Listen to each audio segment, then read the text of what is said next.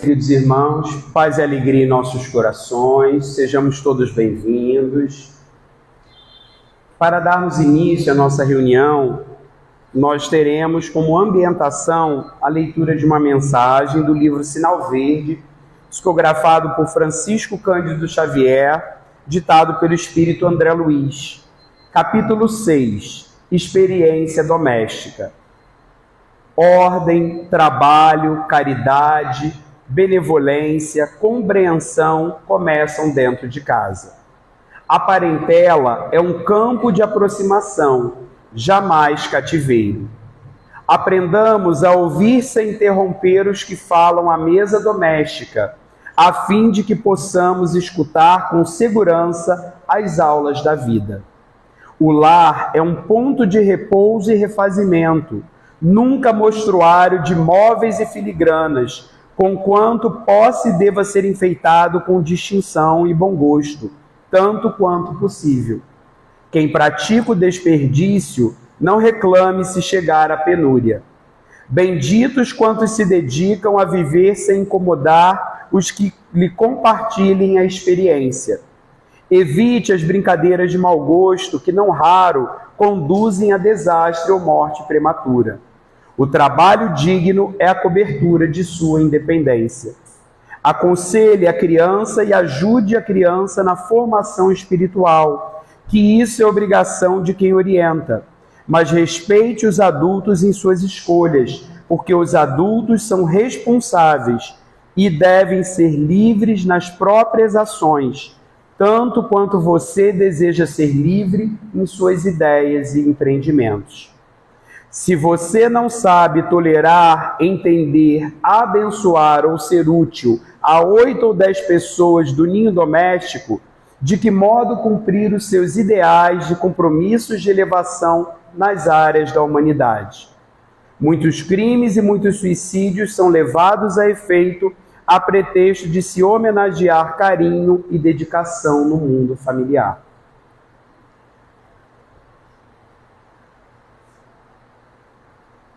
Queridos irmãos, que nesse momento possamos elevar o pensamento a Jesus em oração. Amado Mestre Jesus, companheiro de todos os momentos de nossas vidas, aqui estamos, Senhor, reunidos em Teu nome bendito, para mais uma noite de estudo em nossa casa, gratos pela oportunidade.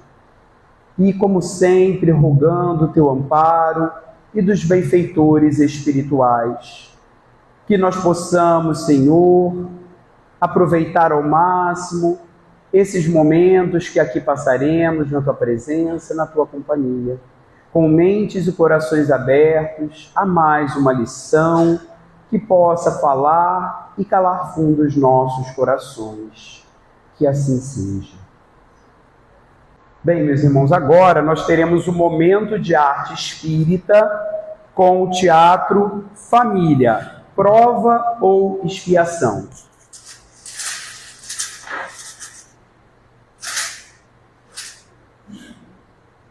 Sim, já estou sabendo já. Não, eu vou resolver isso. Sim. O que eu vou fazer, né? Tá bom, pode deixar. Tudo eu tenho que resolver mesmo. Joana, eu tenho certeza que eu devo ter feito alguma coisa errada na outra vida, ou muitas. Nossa, o que aconteceu? É família, né? Minha mãe me chama 10 vezes por dia. Meu irmão pega minhas coisas sem pedir. Isso só pode ser castigo. Ou oportunidades. Oportunidade? De perder a paciência, só pode. Não, oportunidade de aprender paciência. Você está me dizendo que eu escolhi nascer nessa família? Possivelmente escolheu. Então eu estava estava muito mal orientado no plano espiritual. Ou muito corajoso. Porque, olha, não é qualquer um que aceita certas missões. Missão? No meu caso é tipo prova final. Exatamente. Família é tipo prova surpresa da vida. Ah, então eu tô reprovado. Porque minha nota em paciência é 0. Calma, dá para recuperar. Deus não reprova ninguém. Ele só manda repetir a matéria. Repetir? Quer dizer que, se eu não aprender nessa vida, eu volto na mesma família? Olha, não dá para garantir que você escapa fácil dessa, não. Não? Ué, então eu vou começar a melhorar agora. Vou procurar minha mãe. Cadê minha mãe? Vou ligar para ela e vou abraçar ela. Olha o milagre acontecendo. Ah, meu irmão, vou até deixar ele pegar tudo meu. Pode pegar. Calma também, né? Vamos evoluir e não virar uma santidade da noite pro dia. É, você tem razão. Vou começar devagar. Esse é o espírito da coisa. A família pode ser difícil, mas é o melhor lugar para a gente aprender e amar de verdade. Então, no fundo, eles são os professores. Isso aí! Nossa, alguns familiares são bem rigorosos, né? Mas ensinam direitinho. Tá bom. Eu vou tentar ver minha família como se fosse uma sala de aula. Mas sem prova surpresa hoje, tá? Ah, olha, sua mãe tá te ligando. Ah, pronto, começou a aula. Coragem, homem. Oi, mãezinha que linda! Já falei que eu amo a senhora? Hoje? Não? Ah, então, eu amo a senhora. Tudo bem. Sim. Nós agradecemos aos nossos artistas a noite de hoje. E agora nós vamos para o momento principal da nossa reunião, que é a nossa palestra. Estamos recebendo aí com alegria, muito carinho, nossa irmã, amiga, Andréia Alves, que é trabalhadora lá do CELV, do Centro Espírita Luz e Verdade, que fica na rua Vitor Alves, 226, em Campo Grande. E nós estamos continuando o mês espírita em homenagem à família, e hoje o tema será a importância da família para nosso progresso. Boa noite, gente. É uma alegria estar aqui nessa casa que a gente tem tantos rostos e tantos amigos queridos de longa data, e isso nos traz um reconforto imenso, né? A gente vai conversar um pouquinho sobre a família, mas aí eu vou só fazer uma observação, que o Alexandre falou assim, vamos passar para a parte mais importante. Não, a parte mais importante é estar aqui. E a peça ela foi extremamente importante, porque ela trouxe para a gente uma mensagem tão legal. Deixa eu pegar aqui a minha água. Trouxe uma mensagem tão legal, que é uma mensagem bem característica daquilo que acontece com a gente, né? Porque a não ser que vocês estejam vivendo em outro local que eu não conheço, não existe nenhuma família que não tenha nenhum problema. Não mintam para mim. Todo mundo tem alguma situação complicada na sua família. E aí, para a gente começar a nossa conversa, a gente vai fazer um pequeno exercício, né? A gente viu aqui uma história, que foi a história de que ele começou a falar da família, que a família só tinha problema, que era um karma para ele, e que a mãe falava muito, que o irmão pegava as coisas. E aí a gente vai fazer o seguinte exercício nesse momento. Todo mundo que está aqui vai pensar, não precisa falar com a gente, vai pensar uma coisa, não precisa ser muito não, uma coisa muito boa que está ligada à sua família. Uma coisa muito boa. Pensa aí na sua cabeça uma coisa muito boa que está característica da sua família. Não vale amor, porque amor todo mundo ama já, né? Tem que ser uma outra coisa muito boa, assim.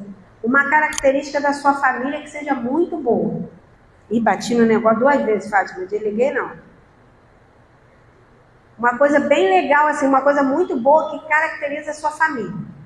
Todo mundo pensou? Guarda aí na caixinha do lado da coisa boa. E aí a gente vai vivenciando umas experiências que são diárias. Hoje eu trouxe 2 textos que a gente leu para conversar com vocês. Estão impressos porque os meus livros estão numa caixa, porque eu estou fazendo uma arrumação lá em casa. Inclusive, meu marido fez essa fofoca para Alexandre, que tinha tanto livro lá em casa que podia dar para botar distribuindo, igual a campanha que vocês fizeram, pelo Brasil inteiro. E eles estão na caixa que eu estou reorganizando a nossa biblioteca.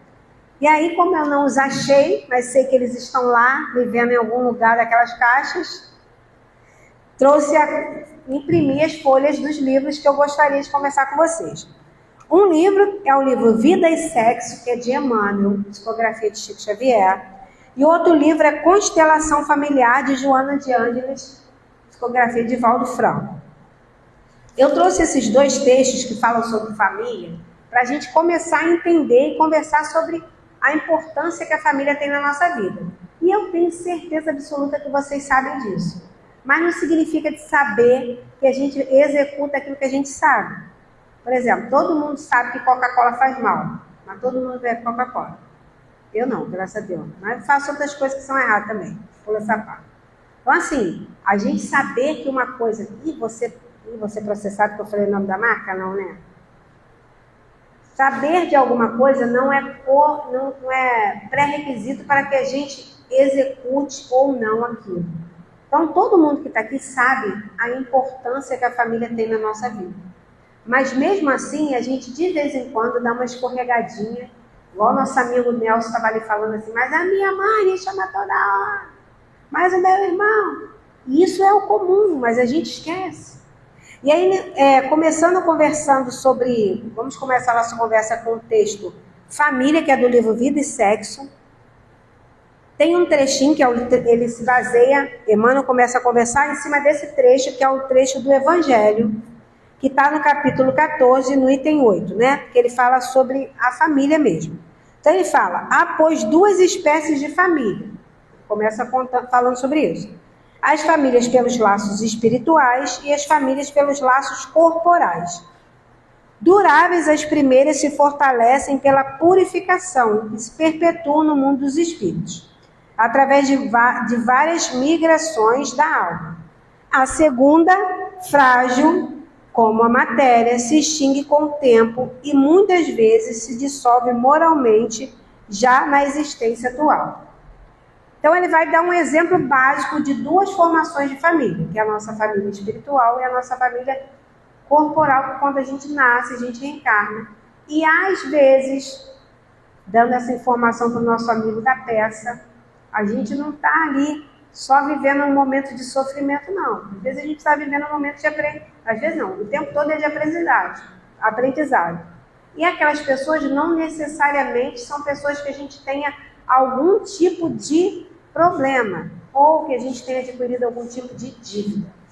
Porque a espiritualidade, Deus é tão misericordiosamente bom, tão misericordioso, é um Pai tão bondoso.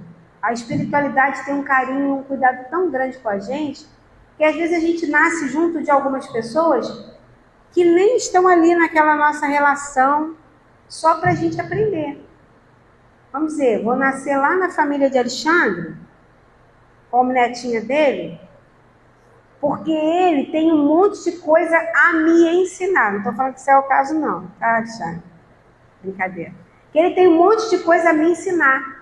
Então eu sou um espírito rebelde, que nunca conheci o que é ter uma família, que nunca vivenciei qual é essa experiência de amor, que há várias e várias existências vim vivenciando tantas experiências dolorosas de abandono, de sofrimento, de tristeza, que eu reencarno numa família para entender o que é o sentido da família. O que é uma família. E aí ali eu vou ter a minha primeira experiência de viver o que é ter uma família. Então, necessariamente, eu não tenho tantos vínculos com esses espíritos. Mas a misericórdia me permitiu reencarnar nessa família para essa experiência. Como também acontece ao contrário. Às vezes a gente tem pais e famílias que são totalmente desregradas e aí recebem espíritos bem pequenos, às vezes que já apresentam tamanha evolução, e esses pais vão aprender com esse pequenino que ali chegou para ensinar alguma coisa. Então esses laços, eles acontecem. E aí eu vou falar uma outra coisa que a gente lê também na Joana. Depois a gente vai ler um trechinho, mas juntando a informação do Emmanuel com a Joana. Mesmo quando a gente não tem nenhum tipo de laço com aquelas pessoas que a gente reencarnou, que se acabam esses laços naquele momento que a gente se desfaz dessa família, uma vez que a gente encontra e tem contato com alguém, jamais a gente vai perder o laço que criou com aquela pessoa. Olha que coisa interessante. Olha como é que Deus é misericordioso. Então, por exemplo, eu reencarnei na minha família. Grande, a minha família é grande. Quem conhece a minha família sabe que a minha família é grande. Eu sou a 9ª filha da minha casa, a caçulinha. Então, digamos que eu não tivesse vínculo nenhum com nenhum daqueles espíritos que estão ali. Mas eu tenho muito. Mas digamos que eu não tivesse. Essa vida me aproximou tanto desses espíritos que eu criei um laço com eles. E mesmo que no nosso desencarne eu retome a minha família espiritual, que eu já tenho um laço antigo, eu ainda tenho a lembrança daqueles que me foram caros. E nessa relação eu crio um outro laço de vínculo, formando uma grande e maior família. E esse é o objetivo. Jesus não fala que a gente é, na verdade, uma família universal? Olha que interessante. Para sermos uma família universal, a gente precisa de quê? A gente precisa criar laços e vínculos. E como é que eu crio laços e vínculos só com as mesmas pessoas? Só a Jussara, só eu e Jussara. Para sempre. Eu e Jussara, nasce e morre, a gente junta. Eu e ela. Que vínculo que a gente está criando? Nenhum. Mas se nasce eu e Jussara nessa vida.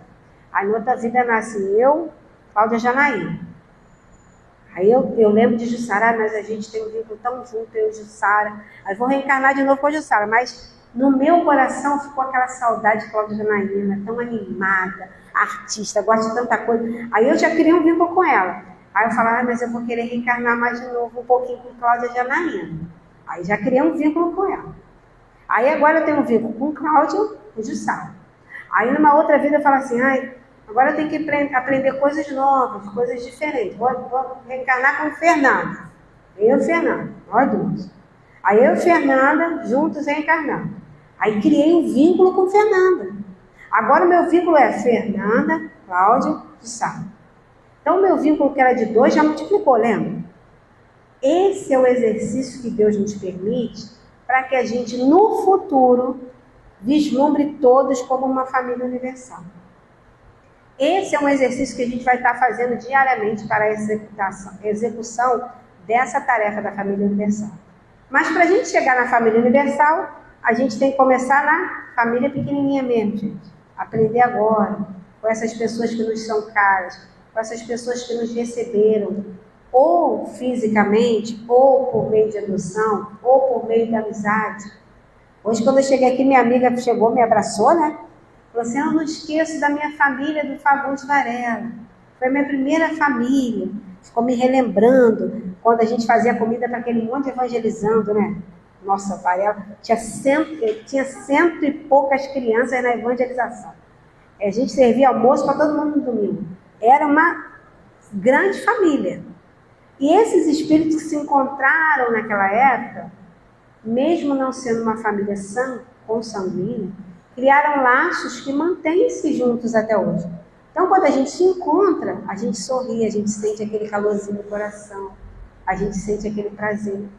É igual quando eu venho fazer aqui uma palestra. Eu venho fazer uma palestra, vejo um, vejo outro, ai que saudade, ai que bom ver você, ai que legal te encontrar, ai que bom que a gente se viu. Isso é criar os laços de família.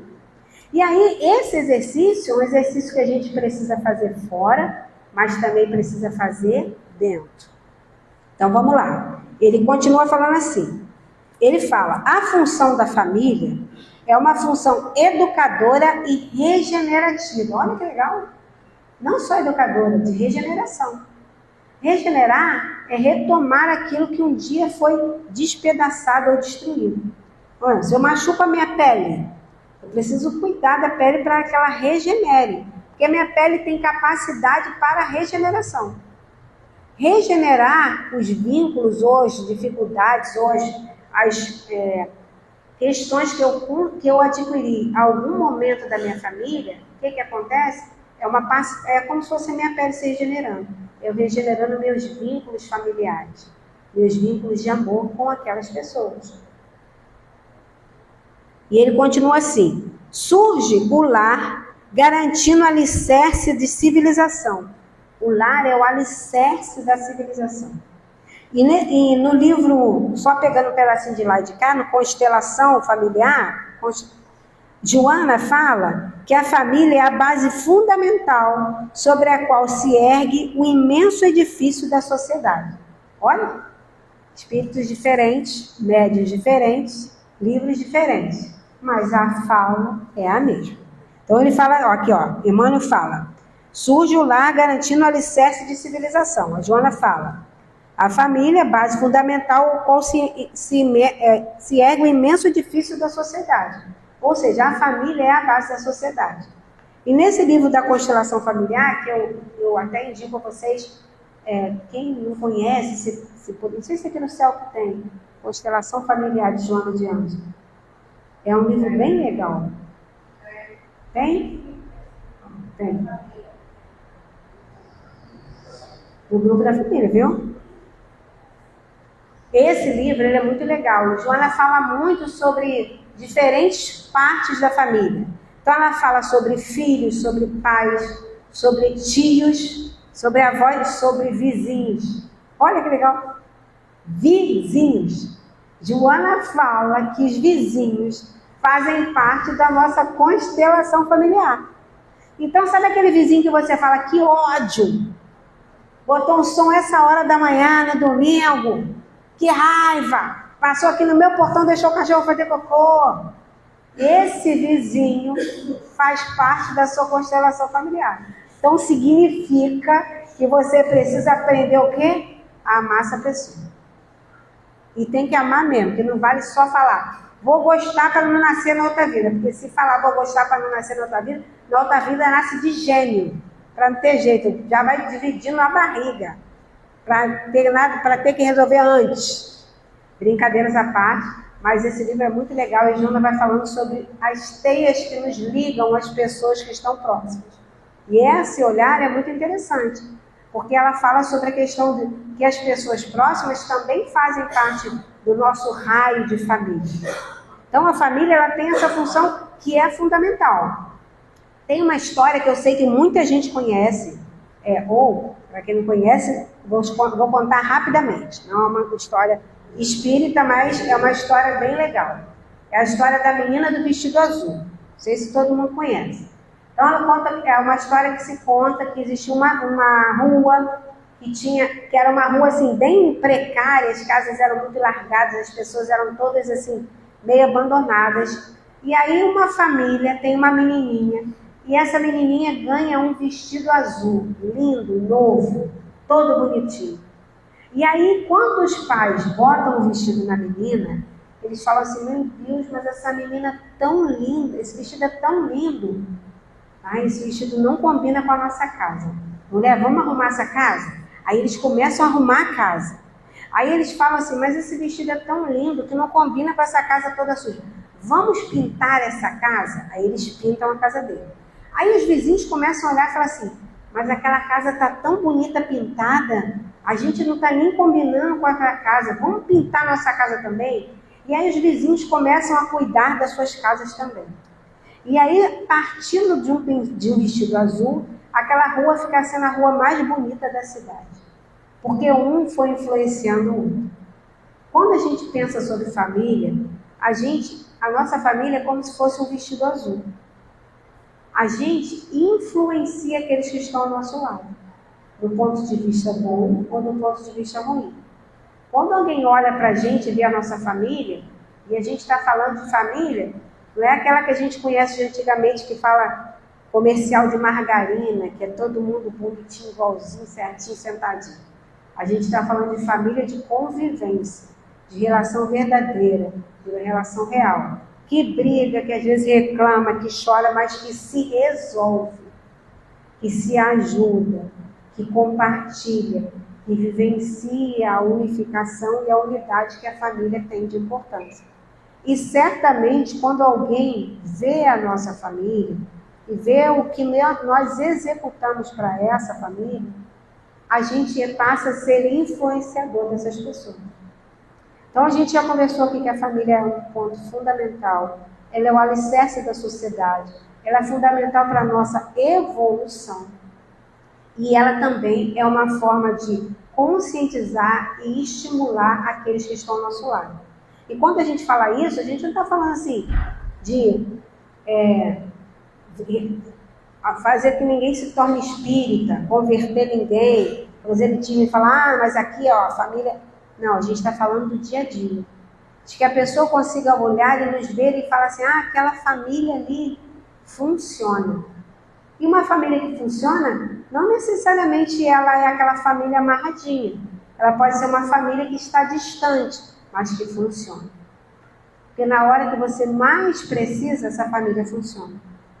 E aí a gente começa a perceber que durante muito tempo, e ainda tem se acontecido isso, ao longo de décadas, a sociedade tem feito uma campanha contrária à família. E a gente pensa, por que a sociedade está fazendo uma campanha contrária à família? E aí a gente não está falando assim de ser bitolado, não, está falando de real. Agora é como se fosse errado ter uma família. Isso a gente vê o tempo todo, assim, nas mídias, nas pessoas. E acontecem com nossos filhos. Eu tenho uma filha que fez 18 anos ontem, minha caçulinha, fez 18 anos ontem. E a gente conversa muito, e ela fala assim, mãe, porque meus amigos falam assim, mas tu vai contar isso para sua mãe? Aí ela fala, pô, mas não vou contar essas coisas para sua mãe, não. Coisas que adolescentes fazem, né? Aí ela fala, por que não ele? Porque mãe não é para saber das coisas. E aí começa, claro, a gente quando é adolescente, a gente tem um certo receio de contar tudo para os nossos pais. A gente já foi assim, né?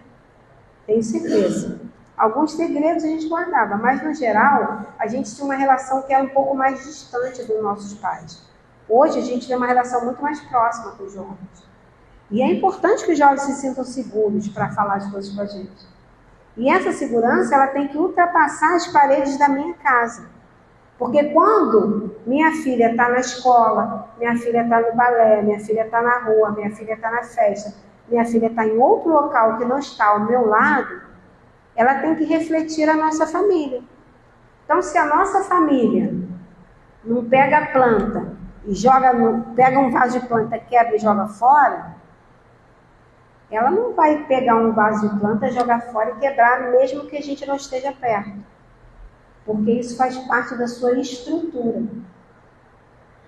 A gente está dando só um exemplo da planta, mas esse exemplo ele vai se desdobrando para a utilização de drogas, de vícios, etc. Então a família ela tem tanta importância e tanta responsabilidade que ela vai muito além do que a gente está falando. Vocês estão conseguindo perceber? A gente começou falando sobre uma coisa muito boa que a gente tem da nossa família, lembra? Todo mundo lembrou? Guardou aí na caixinha? Está guardado? Então a gente vai falar agora, rapidinho, de uma coisa não tão boa que a nossa família tem. Não precisa falar. Pensa aí na coisa não tão boa. Pensaram? Conseguiram? Uma só tão boa. Também não adianta mentir para mim e falar, minha família não tem nada que não é bom. Todo mundo tem alguma coisa na família que não é tão legal assim. Pensaram? Então agora a gente tem numa caixinha da nossa cabeça uma coisa muito boa da nossa família. E na outra caixinha a gente tem uma coisa não tão boa. Coisa muito boa, uma coisa não tão boa. Viu, Alexandre? Pensar numa coisa não tão boa. Guarda aí na caixinha as duas. Vamos lá. Aí Joana continua conversando sobre a família. Ela fala: em forma de instinto que confere aos animais o cuidado com a prole e o seu amparo, no ser humano essa energia atinge a faixa de sentimento superior que induz ao zelo e à proteção.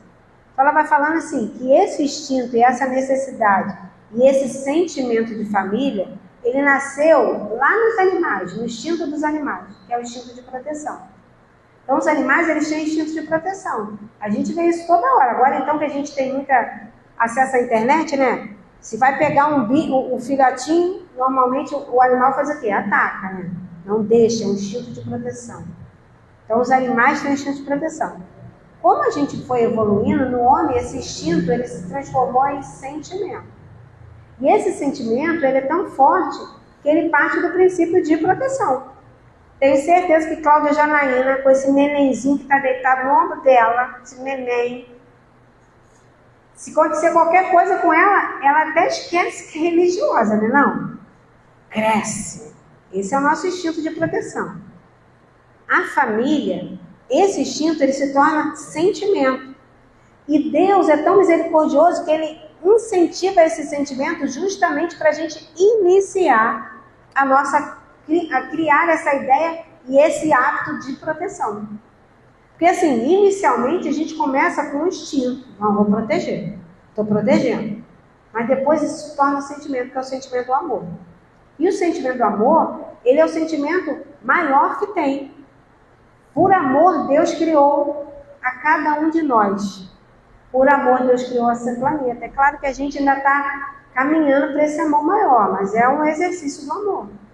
Então, esse amor, que inicialmente começa como um instinto grande e se torna um sentimento maior, é o que executará para nós a tarefa da família. A família, basicamente, por isso que eu falei, não vale amor, porque família tem que ser amor. O amor é a capacidade que a gente tem de, se tem só um bife na nossa casa, a gente deixar de comer o bife para dar para o filho. Ou se a gente é adolescente e os nossos pais estão doentes, a gente deixar de comer para os nossos pais comerem porque eles precisam mais. Isso é o amor. É um exercício de desapego em prol daquele que necessita mais. No geral, os pais, os avós, os tios, eles têm esse instinto tão grande que eles sempre abrem mão de algo para eles em prol do outro. E esse exercício, lembra que a gente falou que era o alicerce? Esse é um exercício maior. De que quando a gente se tornar a família universal, lembra? Criou vínculo, tudo. A gente vai conseguir perceber no outro tamanho amor que a gente vai passar na rua e vai ser só igual o Bezerra de Menezes. Arranca o anel de formatura e dá para a pessoa comprar comida. Quando eu arranco o meu anel de formatura e dou para alguém, significa que eu amo tanto que esse amor transborda e esse amor percebe, como a menina do vestido azul que foi influenciando, a todos que estão ao meu redor. Então Bezerra ele tinha um olhar que transcendia a sua casa e a sua família.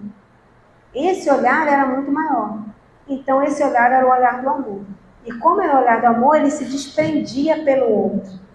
Um dia nós nos desprenderemos pelo outro. E como Deus faz tudo bem certinho, nós primeiro começamos na família. Aprendemos a amar na família. Aprendemos a respeitar na família. Aprendemos a aturar na família. Aturar, inicialmente, é um exercício. A gente poderia não aturar ninguém, mas é um exercício. E ela continua falando assim, ó. Ela fala sobre chegando mesmo ao sacrifício em favor da sua preservação. Quando ocorre ao contrário, olha que interessante que Joana fala, que também serve para nós enquanto espíritas, cristãos, ter esse olhar também piedoso para com o outro, né? Ela fala assim, quando ocorre o contrário, por exemplo, se eu me desprendo, se eu protejo, se eu amo, quando isso acontece ao contrário, ela fala assim, trata-se de uma patologia, um transtorno de natureza psicológica ou psiquiátrica. Então, quando uma pessoa não cuida do seu familiar próximo, é considerado uma patologia. Porque a gente pode ter N problemas com as pessoas que estão próximas. Mas se eu não consigo cuidar dela, isso é uma patologia. E aí serve para nós, enquanto exercício, de pensar que eu tenho que ter um olhar caridoso para com aquele. Caridoso não significa deixar fazer maldade com os outros, não. Mas assim, entender por que ele executa essa tarefa. Por que uma pessoa maltrata a outra da sua família a esse ponto? Ah, porque na outra vida eles eram inimigos. Eram inimigos na outra vida, nasceram agora juntos, por isso que ele maltrata. Não. Ele pode até ter uma aversão. Tem uma aversão àquele outro. Mas essa aversão não pode chegar a esse ponto. Senão é uma questão patológica.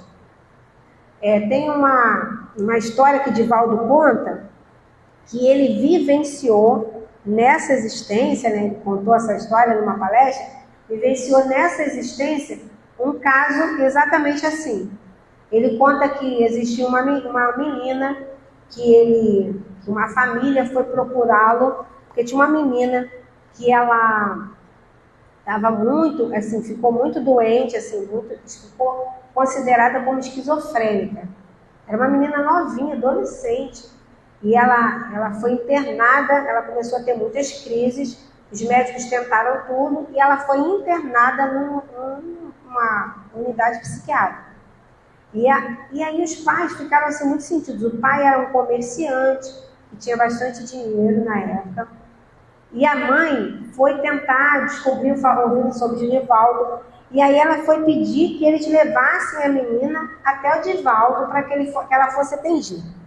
E aí o Divaldo atendia numa casa espírita, fazia atendimento, e aí eles chegaram lá com a menina. O Divaldo conta a menina toda amarrada, com aquela camisa de força. Aí ele fala, não vou atendê-la se tiver amarrada. Aí eles falam, aí Joana fala assim, não, atende ela, atende. A Joana falava, e o Divaldo não era bom de dizer que não, né?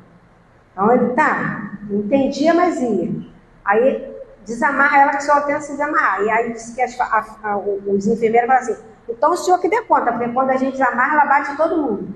Aí ele falou assim, pode deixar, pode desamarrar. Aí desamarraram ela, e quando ela desamarrou, estava no atendimento, ele estava na mesa, ela veio correndo para dar um soco nele. Quando ela estava se aproximando, ele falou assim, por que isso, meu irmão? Aí Divaldo é engraçado, né? Ele fala com uma pessoa lá do canto, gritou, é mulher! Aí ele, não se mete no meu atendimento. Aí ele fala, por que isso, meu irmão? Aí ela fala, ela está dizendo, por que tanta violência, meu irmão? E ele começa a dialogar com o espírito que estava obsidiando essa menina. E aí esse espírito conta que a mãe dele tinha dado ele para batizar, para o pai dessa menina batizar. E que a mãe morre. E aí ele fala para Divaldo, qual a função do padrinho, se não ser o segundo pai? Quando a mãe morre, ele leva esse menino para o armazém onde ele trabalha, e o menino se torna um escravo dele. Então ele fazia o menino assinar que recebia o salário, mas ele não recebia salário nenhum. E esse menino viveu assim, explorado, até ficar muito doente e morrer. E quando ele desencarna, e isso aí já tinha passado vários anos, mais de 10 anos, a menina não tinha nem nascido. Que ele se aproxima dessa casa, essa menina, então, médium, é onde ele tem acesso, e aí ele assedia ela diretamente. E aí Divaldo começa o diálogo com ele e fala assim, mas você está fazendo mal a ela? Ela não tem nada a ver com isso. Tem alguma coisa, diz que o espírito fala assim, alguma coisa ela fez na outra vida para deixar obsidiá-la agora. Aí Divaldo conversava com ele e falava, não é bem assim. Aí foi tratando, e aos poucos ela foi ficando melhor. E o Divaldo falou, não pode voltar com ela para a casa do manicômio, chama para o manicômio, né? Não pode, daqui ela tem que ir para casa. Aí os enfermeiros falaram assim, mas como é que a gente vai falar isso no hospital? Fala o que aconteceu. Aí disse que o enfermeiro falou, seu Divaldo, se eu chegar lá e contar o que aconteceu, eu que vou para a camisa de força, senhor. Aí a menina foi sendo tratada, começou a fazer tratamento, e os pais também começaram a ir à reunião pública. E esse espírito estava muito rebelde, aí chega um dia, um momento, em que ele encontra a mãe na reunião, e ele sabe como é que é mãe, né? Mãe tem todo um especial, quando ele vê a mãe, ele chora, se emociona, aí é socorrido, e aí é tratado. E aí vai passando um período, essa família toda sendo cuidada, aí Divaldo fica mais íntimo e fala assim para ele: meu irmão, mas por que tu fez isso com esse rapaz? Aí conta para ele o que aconteceu. Aí ele: mas todo mundo faz isso. Aí Divaldo falava para ele assim: todo mundo faz, mas a gente não pode. A gente já sabe, não pode. Mas todo mundo manda assinar e não paga. Ele falou: mas você não pode fazer isso, menino. Por que você não pega esse dinheiro e faz outra? Não, mas aí ele era muito relutante. Passa-se um tempo, a menina vai fica com 18 anos, conhece um rapaz e se apaixona. E Divaldo vai intermedia para que a menina se case. Passou pouquinho tempo, a menina engravida. E aí Divaldo sabe que é ele, mas não conta para o avô. Aí o menino nasce e o avô enlouquecido pelo menino, apaixonadérrimo pelo menino, tudo faz pelo menino, quer o menino para tudo, ama o menino loucamente. Aí, só que o menino vai crescendo, o menino pequenininho bate no avô, morde o avô, chuta o avô, começa a andar, joga as coisas no avô. Aí ele fala: Divaldo, por que esse menino faz isso comigo? Eu amo tanto esse menino, Divaldo. Esse menino ri para todo mundo, vai no colo de todo mundo, abraça todo mundo. Quando ele me vê, me taca as coisas, Divaldo. Aí o Divaldo fala: mas isso é porque você precisa ajudar esse espírito sofredor. E aí Divaldo não conta para ele. Ele vai passando o tempo, esse menino vai crescendo, esse menino fica um jovem menino, né, já com 18 anos, na evangelização, na juventude. Aí um dia ele chega para Divaldo e fala assim: tio vô Divaldo, chamava o Divaldo de vô, por que eu tenho tanta raiva do meu avô? Eu olho para ele, eu tenho tanta raiva, minha vontade é só bater nele, eu só tenho vontade de bater. Aí Divaldo disse que falou para ele assim: então, meu amigo, é porque provavelmente tem algum espírito que está perto de você, que está te influenciando. Vamos começar a orar pelo seu avô? A gente vai todo dia orar pelo seu avô. Aí você vai todo dia chegar, vai abraçar seu avô, é um velho. Velho adora abraço. Então o seu avô vai querer um abraço, você vai chegar lá, abraça o seu avô. Aí ele fala: mas eu não consigo abraçar de verdade. Não precisa ser de verdade. No primeiro momento a gente abraça só como exercício. Depois a gente vai aumentando. Aí Divaldo fala que vai passando o tempo. Esse jovem fica adolescente, mas ele fica doente, muito doente, né? E ele vem a desencarnar. Mas quando ele desencarna, o avô já tinha botado metade dos seus bens no nome dele, já tinha feito uma poupança para ele, já tinha feito ajuda para não sei quem. Então esse avô já tinha conseguido resgatar esse movimento. E eu até me emociono com essa história, porque ele fala que esse movimento, que foi curto, foi na mesma existência, ele conseguiu resgatar. E aí Divaldo conta que só contou essa história para o avô depois que o menino desencarna. E aí ele conta. E hoje eu estou contando essa história aqui na palestra, ele fala, porque ele me autorizou a contar. Então, Deus é tão misericordiosamente bom que ele possibilita que a gente resgate as situações. E o maior e melhor resgate de qualquer situação é perto. Ninguém resgata nada longe, é perto. Inicialmente, a gente vai abraçando por uma obrigação. Daqui a pouco, a gente vai cuidando com mais amor. É assim que é. Todo mundo quer ser mãe um dia, ou quer ser pai, ou quer ser tio, ou quer ser vô. A primeira vez que a gente vê um neném que fez cocô é horrível. Ninguém quer limpar cocô de neném. Mas com o passar do tempo, você ama tanto essa criatura que você nem se importa de limpar cocô. Vamos combinar, gente? Quem é que gosta de limpar cocô? Ninguém. Mas isso é um exercício que inicialmente é como uma obrigação e depois passa para o amor. E agora nós temos que começar a fazer esses exercícios com os nossos pais, que vão ficando mais velhos e alguns vão ficando debilitados, e alguns utilizam fraldas ou vão ficando com Alzheimer. E a gente precisa exercitar esse movimento, inicialmente por obrigação, posteriormente por amor. E aí Joana vai encerrando aqui falando assim, por essas e muitas outras razões, a constelação familiar, ou seja, aqueles que a gente está ligado, jamais desaparecerá da sociedade terrestre.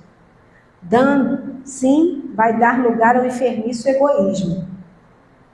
Superará todas essas dores com uma beleza espiritual, acompanhando o processo de evolução que se opera no planeta abençoado, que nos serve de colo de mãe para o crescimento na direção do genitor divino, reflexionando por largo período em torno da família. A família é tão importante, que tem a passagem que Jesus tem 12 anos, e ele fica lá, quando é Páscoa, e ele vai conversar com os doutores da lei, e aí tem aquele episódio que todo mundo se assusta, Maria vai atrás, e aí quando Maria descobre que ele conversou de igual para igual, não, de maior para igual com os doutores da lei, ela se preocupa, e ela vai falar com os amigos, os parentes que ela tinha para interceder, para conseguir uma vaga para Jesus estudar com os doutores da lei. E quando ela fala isso para Jesus, Jesus vira para ela e fala assim: mãe, por acaso não sabestes o que é melhor para mim? Pois já tenho com meu pai é Deus, já tenho com ele aquilo que eu preciso. E o que eu preciso neste momento é a família. E aí ele vai até José e pede humildemente que José ensine a ele o ofício da carpintaria. E aí Jesus fica até os 30 anos vivendo em família.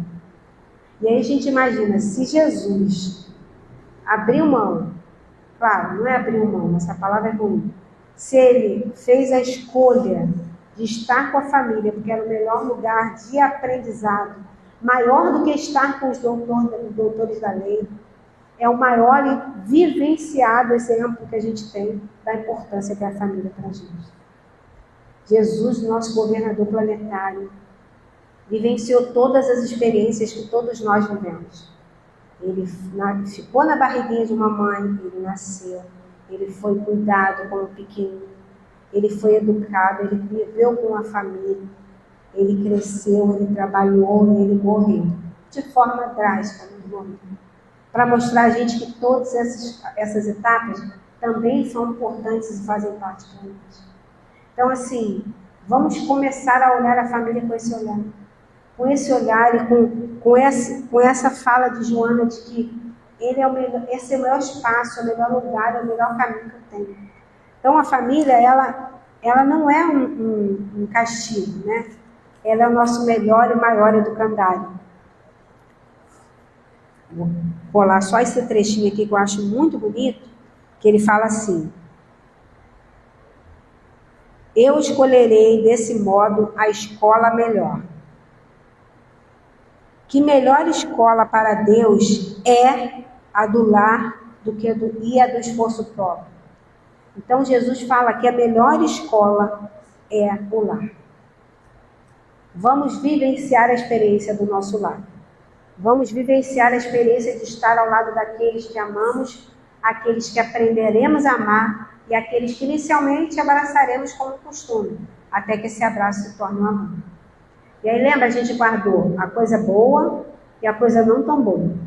Eu queria que a gente fizesse agora um exercício. O que tem mais peso para a gente? A coisa boa ou a coisa não tão boa? Por mais que a coisa não tão boa seja difícil, às vezes até pesada, se a gente olhar com olhos de ver, a coisa que é boa é muito melhor e maior e mais forte do que a coisa que não tem.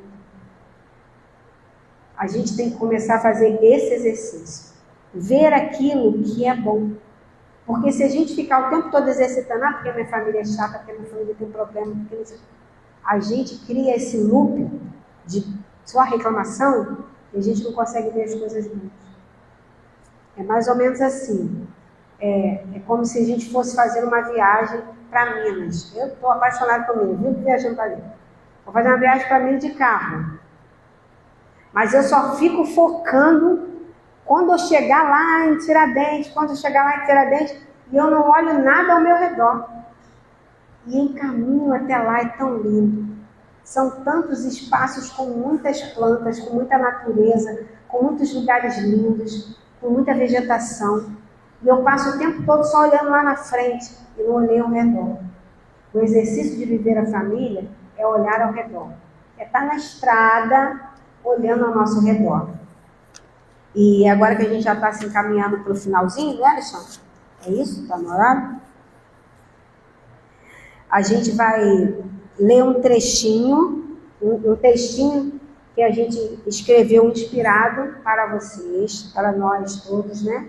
Hoje, tá ou não? Tá, né? No horário.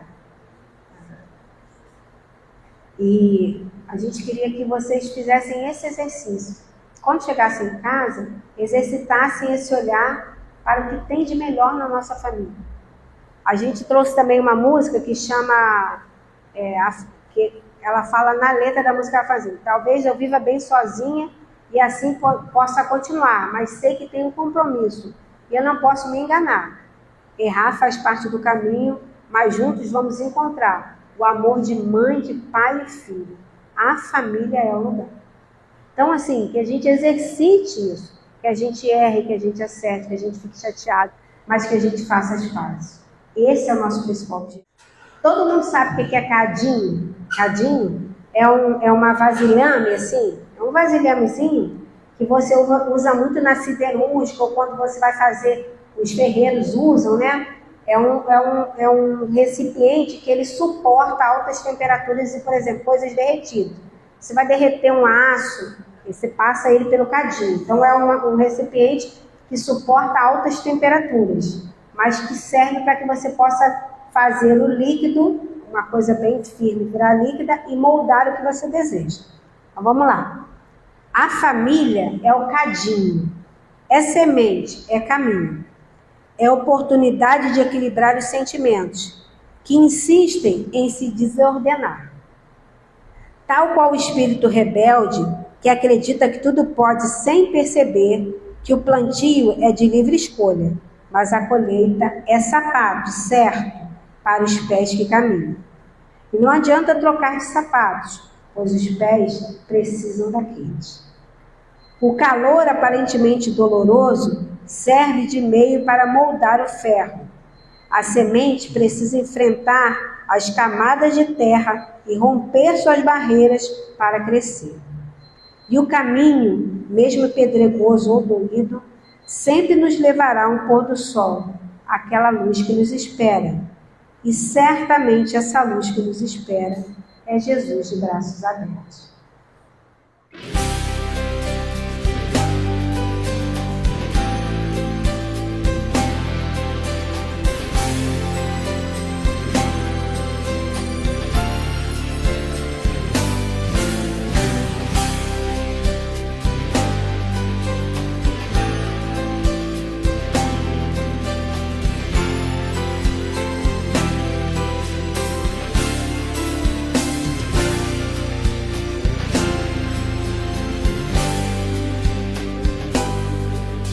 Talvez eu viva bem sozinho e assim possa continuar, mas sei que tenho um compromisso e eu não posso me enganar.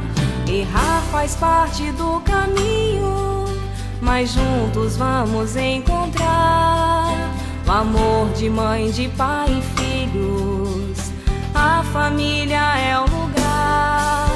São muitas casas pelo mundo, mas muito poucas têm um lar.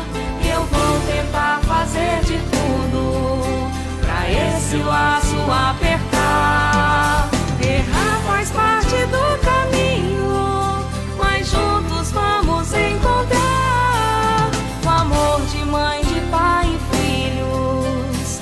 A família é o lugar. Talvez eu viva bem sozinho e assim possa continuar, mas sei que tenho um compromisso e eu não posso me enganar. Errar faz parte do caminho, mas juntos vamos encontrar o amor de mãe, de pai e filhos. A família é o lugar. São muitas casas pelo mundo, mas muito poucas têm um lar. E eu vou tentar fazer de tudo pra esse laço apertar. Errar faz parte do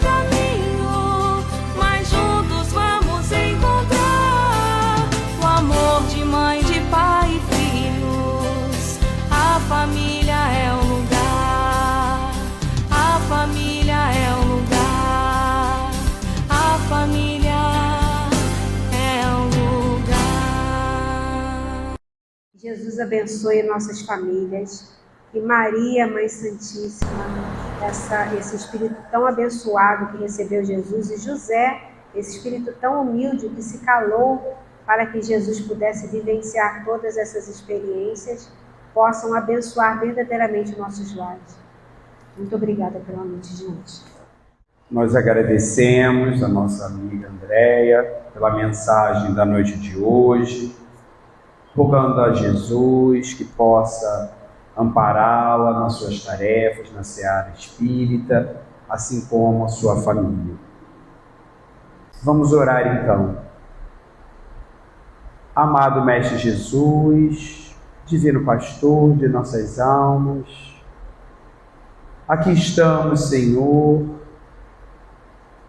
nesse momento rogando que possas derramar sobre cada um de nós aqui presente, encarnado ou desencarnado, através dos amigos espirituais, os fluidos salutares de que necessitamos, para o nosso refazimento orgânico, mental, emocional, moral e espiritual.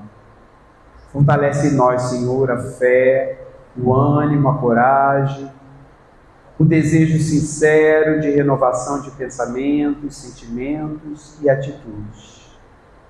Te agradecemos, Senhor, por todas as bênçãos recebidas na noite de hoje e te pedimos que tu possas nos acompanhar no retorno até o nosso destino. Que assim seja. Muito obrigado, Senhor. Agradecemos os irmãos pela presença fraterna e aguardamos a todos novamente na próxima semana. Muita paz.